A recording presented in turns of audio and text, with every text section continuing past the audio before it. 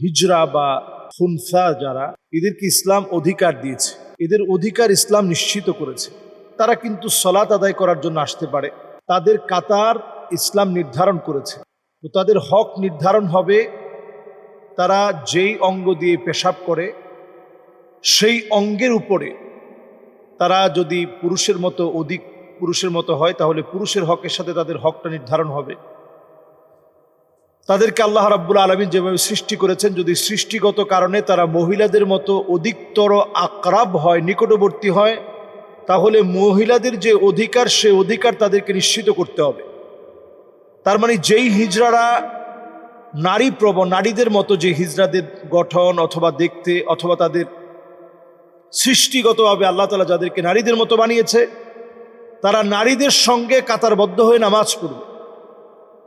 আর যারা পুরুষের মতো, তারা পুরুষদের সঙ্গে একত্রে নামাজ পড়বে, সালাত আদায় করবে। আল্লাহ রাব্বুল আলামিন সকল ক্ষেত্রে তাদেরকে হক দিয়েছেন। সম্পদ থেকে তারা হক পাবে, নিজের পিতামাতার যে মিরাস বা রেখে যাওয়া যে সম্পদ রয়েছে এখান থেকে তারা কিন্তু হকদার, তারা হক পাবে। কিন্তু বাংলাদেশে আমরা দেখি কখনো কখনো বন্ধু সোসাইটি নামে বিভিন্ন সোসাইটি তাদেরকে নিয়ে কাজ করতে গিয়ে বিভিন্ন যৌনাচার, বিভিন্ন নিষিদ্ধ কাজকর্মে তাদেরকে লাগিয়ে দেয়া, কখনো কখনো রাস্তাঘাটে তারা টাকা পয়সা উঠানো, এগুলো সব যে কাজগুলো তারা করে, এই কাজগুলো কিন্তু তাদের যেমন সম্মান বাঁচে না, এবং জায়গায় জায়গায় দেখা যায় তারা কিছু থেকে কিছু হলেই অনেক সময় জামা কাপড় খুলে ফেলা অথবা হাততালি দিয়ে একেবারে উলঙ্গ হয়ে মানুষকে সেখানে নাজেহাল করে ছাড়া, এই জাতীয় কাজগুলো অনেক সময় হয়ে যায়। এবং দেখা যায় যে কোথাও যদি তাদেরকে টাকা দেওয়া না হয় সেখানে তারা বিশ্রী ভাষায় গালিগালাজ করা, এবং অনেক সময় বিভিন্ন গাড়িগুলো, বিশেষ করে যে বিবাহের যে গাড়িগুলো, সেই গাড়িগুলো আটকিয়ে তারা কিন্তু মোটা অঙ্কের একটা টাকা দাবি করে এবং সেই টাকা না দিয়ে কিন্তু যাওয়া যায় না। এবং ছোট একটা বাচ্চা হলে দেখা যায় তাদের একটা বিরাট দল চলে আসে এবং সেখানে তারা অনেক বার্গেনিং করে, কখনো 10,000 5,000 টাকা না দিলে তারা যায় না। এই জাতীয় কাজগুলো ভাই কোনোভাবেই ইসলাম সমর্থন করে না। আল্লাহ তাআলা তাদেরকে যে দায়িত্ব দিয়েছেন, তাদের হাত আছে, তারা আমাদের মতো কাজ করবে, তারা সিকিউরিটি গার্ডের কাজ করতে পারে, তারা পড়াশোনা করে ভালো একটা অবস্থানে যাবে, সেটারও সুযোগ আছে। এবং অন্যান্য ধর্মাবলম্বী যারা আছে তাদের ধর্মগুলোতে পাওয়া যায় যে এই জাতীয় যারা হিজড়া ছিল তারা একসময় সিকিউরিটির কাজ করত, কারণ তারা কিন্তু শক্তির দিক থেকে অনেক শক্তিশালী হয় এবং তাদের যেহেতু সন্তান আদি থাকে না, তাদের মধ্যে দুর্নীতি প্রবণতাটা কম হয়। অন্যান্য ধর্মগ্রন্থের কথা বলছি, আর আমাদের ধর্মগ্রন্থে সরাসরি তাদেরকে অধিকার দেওয়া আছে। একেবারে আমার যেমন অধিকার, নারীদের যেমন অধিকার, তাদেরকেও সুন্দরভাবে, যারা নারীদের মতো তাদের অধিকারটা নারীদের মতো, যারা পুরুষের মতো তাদের অধিকারটা পুরুষের মতো।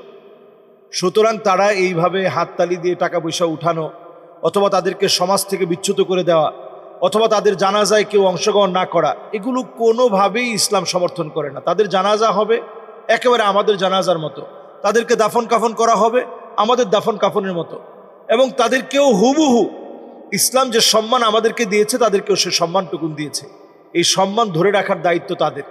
অথচ আমরা দেখি তারা একজন গুরুজির কাছে চলে যায় এবং তাদের এখানে একটা গুরু থাকে।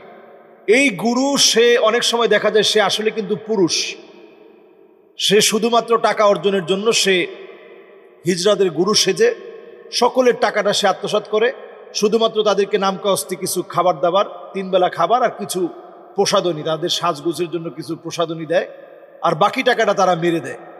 এই জন্য প্রশাসনিক দৃষ্টি থেকে আমি বলবো তাদের ব্যাপারে আপনারা কার্যকরী ভূমিকা পালন করেন, কার্যকরী ভূমিকা পালন করে এদেরকে শক্তিতে রূপান্তরিত করেন, এদেরকে দিয়ে নানাবিধ ট্রেনিং দিয়ে তাদেরকে ট্রেনিং বিল্ড আপ করে বিভিন্ন কাজে তাদেরকে লাগিয়ে দেন।